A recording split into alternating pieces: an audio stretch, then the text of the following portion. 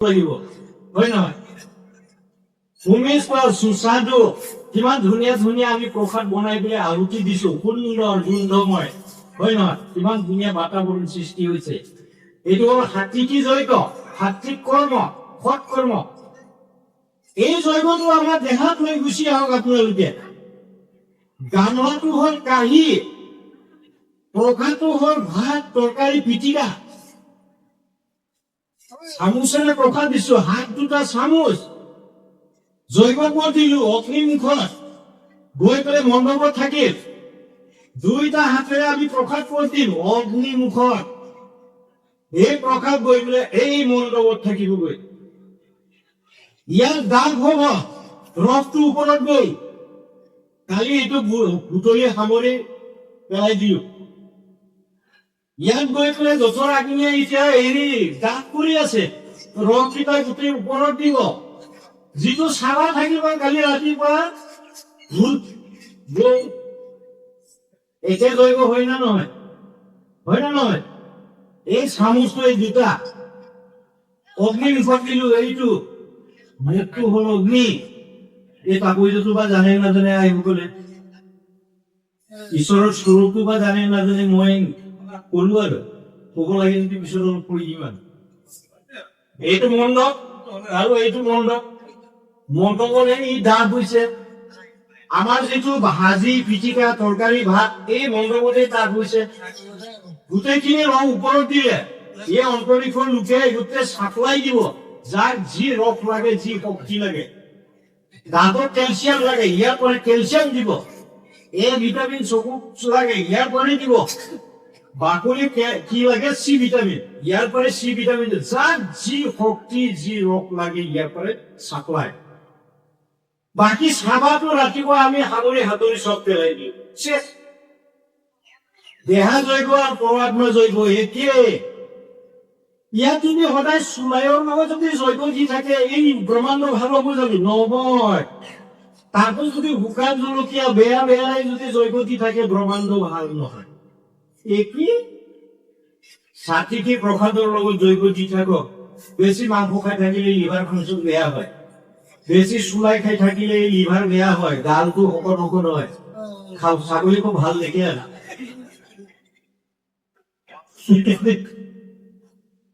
খোৱাবিলাকে এতিয়া মোক বেয়া পাব আৰু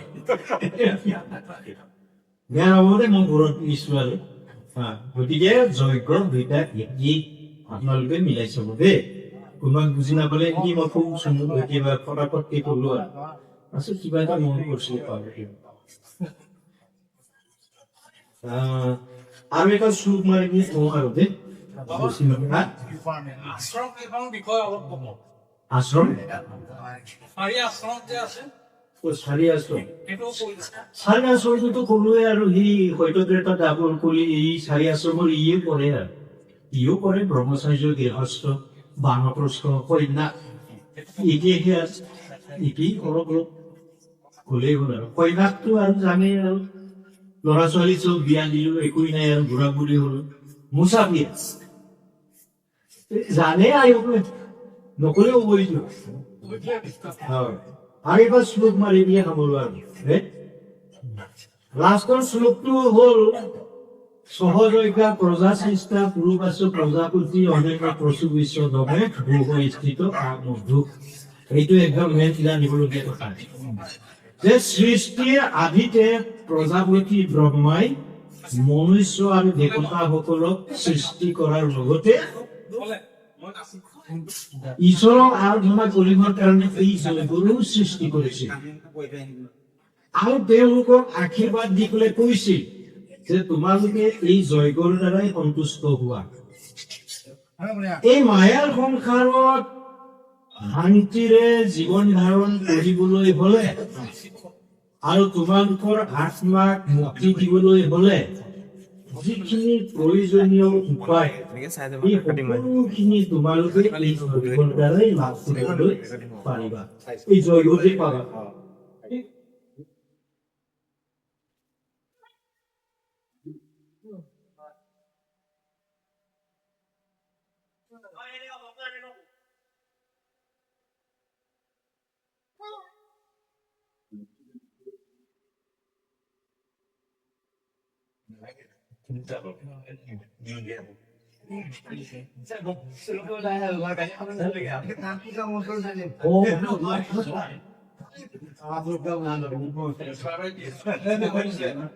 Gali không phải những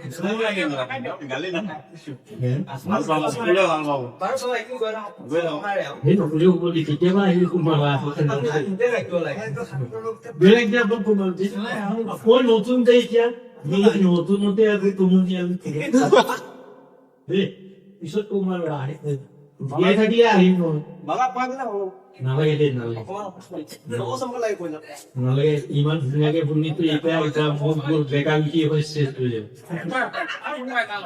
নালাগে দেই গতিকে এই সহজ জেগাটোকে কম যে সৃষ্টিৰ আৰ্হিকে প্ৰজাপতি ব্ৰহ্মাই মানুহ আৰু দেৱতাসকলক সৃষ্টি কৰাৰ লগতে এই জৈৱবোৰ সৃষ্টি কৰিছে আৰু তেওঁলোকক আশীৰ্বাদ দিবলৈ কৈছিল যে তোমালোকে মায়া সংসাৰত যদি সুখে শান্তিৰে যদি জীৱন নিৰ্বাহ কৰিবলৈ হলে আৰু তোমালোকৰ আত্মাক মুক্তি দিবলৈ যিখিনি প্ৰয়োজনীয় এই সকলোখিনি উপায় তোমালোকে এই জৈৱৰ দ্বাৰাই লাভ কৰিবা কিমান এটা ধুনীয়া আমাক উপায় এটা দি দিছে শাস্ত্ৰীয় কোনে ব্ৰহ্মাই ব্ৰহ্মাটো কাল্পনিক নামে ওমকাৰী ব্ৰহ্মা তুমি ব্ৰহ্মা তুমি বিষ্ণু তুমি মহেশ্বৰ চৰাচৰ জগতৰ তুমি এই ঈশ্বৰ কাক কৈছে ওমকাৰকে কৈছে এওঁকে বনাই বহু প্ৰকাৰ কালী হতেও দুৰ্গা হতেও সৰস্বতী হতেও ছবি কবি পৰমাত্মাই বহু প্ৰকাৰ আৰু বিভিন্ন নাম কল্পিত হৈছে তেওঁ এজনে গতিকে তেতিয়াহ'লে যজ্ঞ কি ভুল আমি যজ্ঞ দিয়ে কি ভুল করি আপোনালোকে চিন্তা কৰি চাওক এতিয়া যজ্ঞৰ আমি কি ভুল কৰি যজ্ঞই দেখোন সকলোখিনি বিধান আমাক দিয়ে স্বয়ং শ্ৰীকৃষ্ণ ভগৱানে দিছে উপায় বেদ শাস্ত্ৰই দিছে আমিতো নিজে বনাই লোৱা নাই নহয় আচ্ছা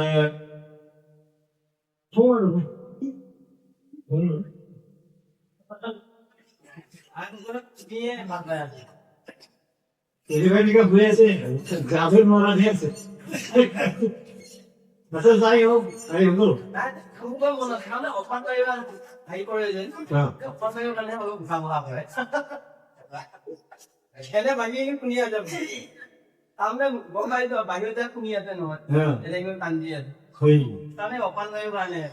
তেতিয়া মহাভাৰতৰে থাকো মহাভাৰত যেতিয়া কুৰুক্ষেত্ৰৰ যুদ্ধ আৰম্ভণি হৈছিল তেতিয়া ধৃতৰাষ্ট্ৰই সঞ্জয়ক সুধিছিল এই শ্লোকটো হিন্দী কৈ দিও যে সঞ্জয় अपने परमात्मा की प्राप्ति की इच्छा प्रत्येक मनुष्य की होती ही मुझे भी इच्छा है धृतराष्ट्र को बता दे लेकिन मुझे आज तक परमात्मा तो नहीं दिखाई देती क्यों मैं अंधा हूँ इसीलिए এনেকা বুলি বুজিছে ধৃতৰাষ্ট্ৰই সঞ্জয় ইয়াৰ অৰ্থটো হল কি যে সঞ্জয় জগতৰ সকলো ব্যক্তিয়ে বা ব্ৰহ্মাণ্ডৰ সকলো ব্যক্তিয়ে নিজৰ পৰমাত্মা বা ঈশ্বৰক চাবলৈ বা পাবলৈ ইচ্ছা কৰে তেনেধৰণৰে ময়ো পৰমাত্মাক পাবলৈ বা চাবলৈ ইচ্ছা কৰো কিন্তু মই আজিলৈকে পৰমাত্মাক দেখি পোৱা নাই বা লাভ কৰা নাই কিয় মোৰ দুটা চকু অন্ধ কাৰণে এনেকা বুলি সঞ্জয়ক সুধিছে ধৃতৰাষ্ট্ৰই তো কোনা মানুহ যুদ্ধত কি কৰিছে ইটো নাজানে সঞ্জয় হ'ল আকৌ ধৃতৰাষ্ট্ৰৰো ভক্ত আকৌ কৃষ্ণৰো ভক্ত আজি গুৱাহাটীত কি হৈ আছে সঞ্জয়ে ইয়াত থাকিবলৈ চব কৈ দিব পাৰে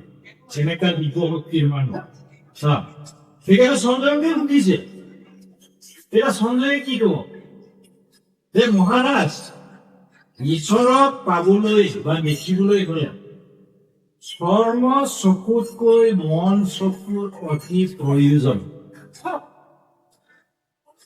এইটো চৰ্ম চকু আমাৰ চকুটো এইটো চৰ্ম মানে বাকলি মই চৰ্ম বুলিয়ে কলো আৰু বুজি পাইছে চবে। এই চৰ্ম চকুটোৱে বোলে মন চকু অতি প্ৰয়োজন বোলে ঈশ্বৰক পাবলৈ বা দেখিবলৈ। আপুনি মন চকু বান্ধি ৰাখিছে, সেইকাৰণে আপুনি পৰমাত্মাক দেখি পোৱা নাই। ধৃতৰাষ্ট্ৰৰ দুটা চকুৱে অন্ধ আছিল। তন মন দোনো আঁখে অন্ধে থে। তন মানে শাৰীৰিক চৰ্ম চকু, মন মানে মনেই, এই দুটা চকুৱে অন্ধ আছিল ধৃতৰাষ্ট্ৰৰ। মন চকু কেনেকে অন্ধ হ'ল ওলাইছাচোন ঘটনাটো। ধৃতৰাষ্ট্ৰৰ পাণ্ডৱ ককাই ভাই, সম্পত্তি ককাই ভাই সমানে ভগাই ল'ব পাৰে। কিন্তু ধৃতৰাষ্ট্ৰই কি কৰিলে, পাণ্ডৱক বেজীৰ আগত উঠা সমানো সম্পত্তি নিদিয়ে।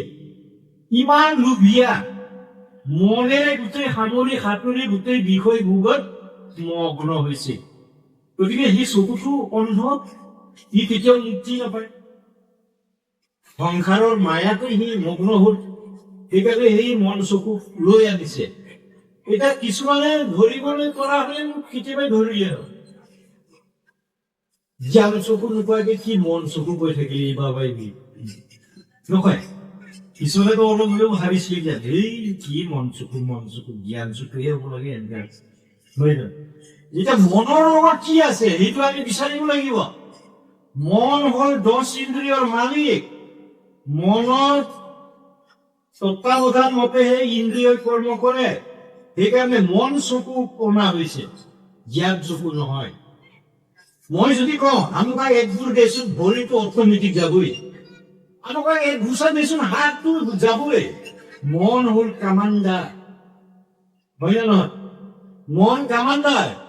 মনে খোৱাৰ লগে লগে, চিন্তা কৰাৰ লগে লগে ইন্দ্ৰিয় কৰ্ম কৰে। গতিকে ধৃতৰাষ্ট্ৰৰ মনটো লোভীয়া আছিল, পাণ্ডৱক সম্পত্তি নিদিওঁ। সেইকাৰণে যুদ্ধ ঘোষণা, যুদ্ধত যোনে জিকিব তেওঁ পাব, যুদ্ধত যোনে হাৰিব তেওঁ দেখাও অযোধ্যাত যাক ৰাখি অযোধ্যাত যাম কুৰুক্ষেত্ৰৰ গতিকে ইয়াৰ পৰা কেইটাও ৰুব লাগিব। ইমান মানে সেই লোভীয়া ধৃতৰাষ্ট্ৰই চাই। এতিয়া ইয়াকে কৈছে যে তন মন দোনো আঁখে অন্ধে থে। ধৃতৰাষ্ট্ৰৰ চৰ্ম চকু আৰু মন চকু দুটাই অন্ধ আছে। পৰমাত্মা সৰ্বই বিৰাজমান, পৰমাত্মা সকলোতে আছে, চবতে ঈশ্বৰ আছে। যাৰ কাৰণে প্ৰহ্লাদক হিৰণ্যকশিপুৰে সুধিছিলে যে তোমাৰ ঈশ্বৰ ক'ত আছে? প্ৰহ্লাদে দেখুৱাইছিলে যে এই খুটাতে আছে। যেতিয়া তৰোৱাল লৈ কাটিব ধৰিলে, নৰসিংহ ৰূপী অৱতাৰ হৈ পেলাই হিৰণ্যকশিপুৰক বধ কৰিলে। এই উদাহৰণটো আমাক দিছে যে সৰ্ব বিৰাজমান ঈশ্বৰ সকলোতে আছে। গতিকে মনক সংযম কৰি, মনক সংযম কৰাৰ লগে লগে ইন্দ্ৰিয় সংযম, লোভ মোহ কাম ক্ৰোধ মদ মাৎসৰ্য 10 ইন্দ্ৰিয় সংযম। টকা নলালক দেখি থাকিলেও তাৰ লোভ নালাগে আৰু। ব্ৰইলাৰ কাটি থাকিলেও এটুকুৰে খাওঁ বুলি লোভ নহব আৰু। মনক সংযম কৰি হৃদয়ৰ পিনে চোৱাব পাৰিলেই হৃদয়ত বহি থকা পৰমাত্মাৰ জ্যোতি দেখিবলৈ পোৱা যায়। এইখিনি কৰিব পাৰিছো যেন আমি নাই কৰা। মৰিগাঁও বজাৰ বোলে এতিয়াই আধা কেজি লৈ যাওঁ নেকি। আমি মনক সংযম কৰিব পৰা নাই। কোনোবাই ডক্টৰকে উন্নতি কৰিছে, ইয়াত কেনেকে লুটিয়াই লৈ মই আগুৱাই হয় না, হিংসা ভাৱটো আহিছে ইত্যাদি ইত্যাদি। আমি মনক সংযম কৰিব পৰা নাই। সেইকাৰণে গীতাত শ্ৰীকৃষ্ণই ঘোঁৰাৰ লগত তুলনা কৰিবলৈ বুজাইছে। ঘোঁৰাই তেনেকে দৌৰ মাৰে, মনো তেনেকে অশ্বৰূপী মন। এতিয়া আছে, এতিয়া দিল্লী বম্বে মাদ্ৰাজ ক'ত ক'ত গৈছে, মনক আমি ধৰি ৰাখিব নোৱাৰো। সেইকাৰণে সঞ্জয়েও কৈছে যে মনক সংযম কৰি হৃদয়ৰ পিনে চোৱাব পাৰিলে, হৃদয়ৰ ভিতৰ পিনে চোৱাব পাৰিলে এই অন্তৰ আত্মাত বহি থকা পৰমাত্মাৰ জ্যোতিক দেখিবলৈ পোৱা যায়। কিমান ধুনীয়া কথা কৈছে। এজন জ্ঞানী মানুহে মন চকুৰ দ্বাৰা সৰ্বত্ৰতে পৰমাত্মাক দেখি পায়। এটা হাতীটো পৰমাত্মাই সোমাই আছে, এটা পৰুৱাটোত পৰমাত্মাই সোমাই আছে, মাছ কাছ ভেকুলী চৰাই চিৰিকটি গছ গছনি তৰুতৃণ লতা আদি কৰি সকলোতে পৰমাত্মাই সোমাই আছে। এইখিনি কথা জনাৰ পিছত আমি জানো হিংসা কৰিব পাৰিম? কাৰোবাৰ জীৱক আমি বধ কৰিব পাৰিম? নোৱাৰো তেতিয়া। সেইকাৰণে ধৰ্মপৰায়ণ ব্যক্তি সদায় সৰু হৈ থাকে। বুৰ্বক হ'লেও সি এনেকেই থাকিব। কাৰণ মই বেয়াকে ক'ম তাৰ আত্মাই দুখ পাব। অথনি ফাৰ্ষ্টতে এইটো কথা মই কলো। সেইকাৰণে কৈছে ঈশ্বৰ সৰ্বভূতানাম, সকলো প্ৰাণীতে পৰমাত্মা আছে। কিন্তু এজন অজ্ঞানী মানুহৰ ওচৰত পৰমাত্মাই স্বয়ং থিয় হৈ থাকিলেও সেই ব্যক্তিয়ে পৰমাত্মা কেতিয়াও দেখি নাপায়। অন্ধৰ সমান। জল থল গগন সকলোতে পৰমাত্মা আছে। জল মানে পানী, থল মানে মাটি, গগন মানে আকাশ। পানীতে হওক, মাটিতে হওক, আকাশতেই হওক, সকলোতে পৰমাত্মাই বিৰাজমান হৈ আছে। কিমান সুন্দৰ কথা আমাক ধৃতৰাষ্ট্ৰৰ কাহিনীটো আমাক বুজাইছে। इसलिए ईश्वर से प्रेम करो, लेकिन इस शरीर से नहीं। शरीर मरता है, लेकिन आत्मा कभी नहीं मरता। मरने के बाद आत्मा एक दूसरे शरीर में घुस जाता है। ये संसार माया की संसार और दुखों से भरा हुआ है। इसीलिए इस दुख कष्टों से मुक्ति पाने के लिए हम सब आत्मा को पहुंचाना जरूरी है ना?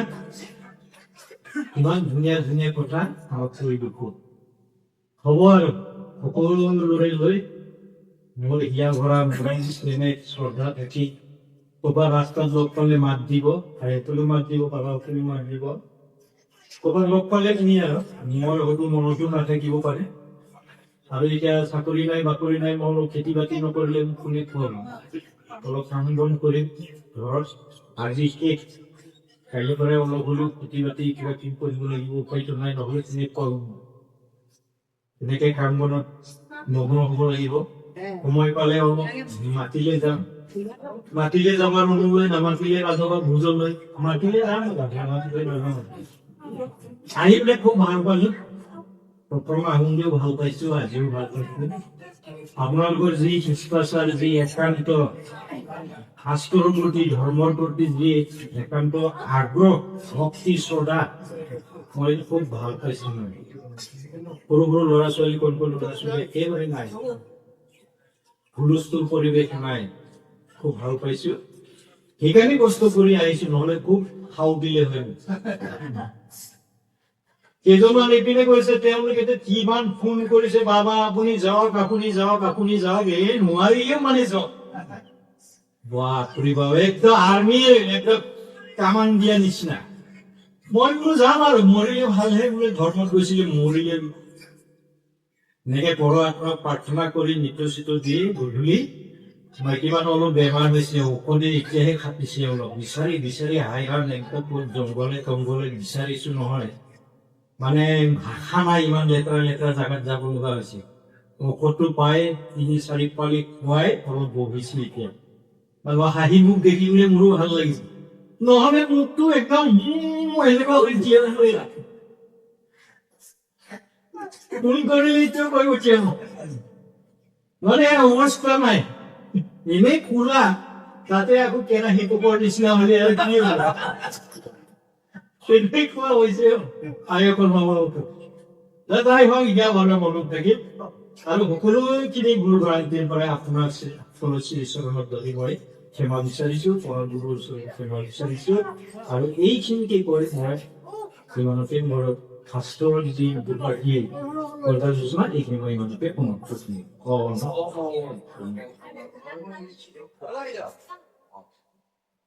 ভিডিঅ' কৰিছে না, কি কি উঠিলে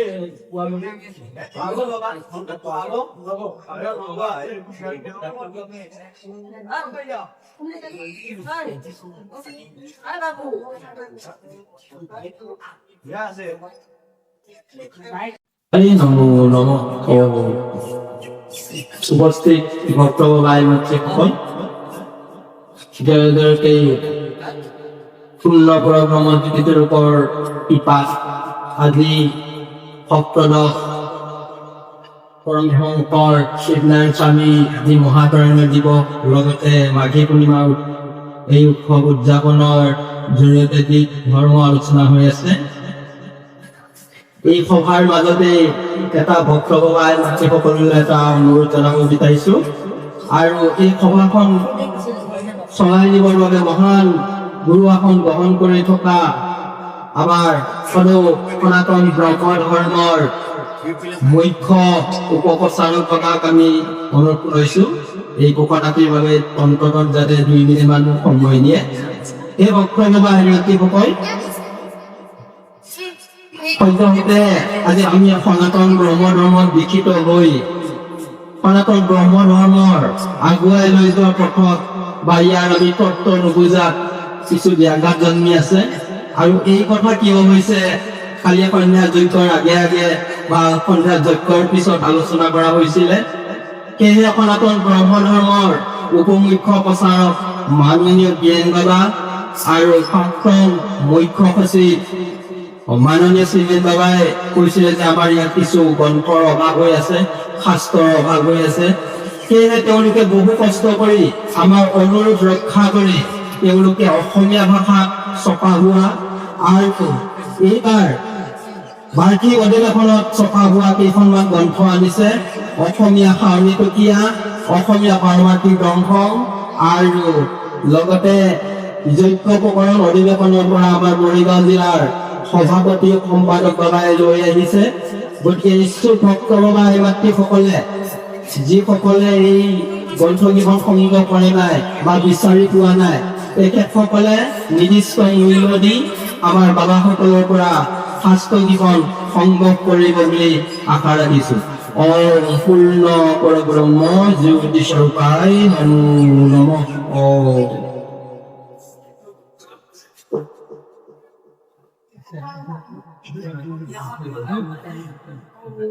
বাবা বাবা বাবা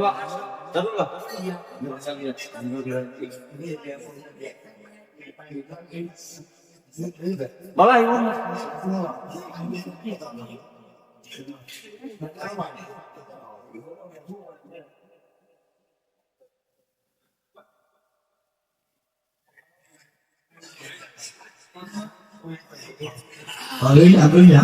মোৰ এইটো ক'বলৈ যায় মই মানে বিৰতি দি পাই আমাৰ সকলো কৰিব অসুবিধা পাইছে, গতিকে বিৰতি দিম আৰু।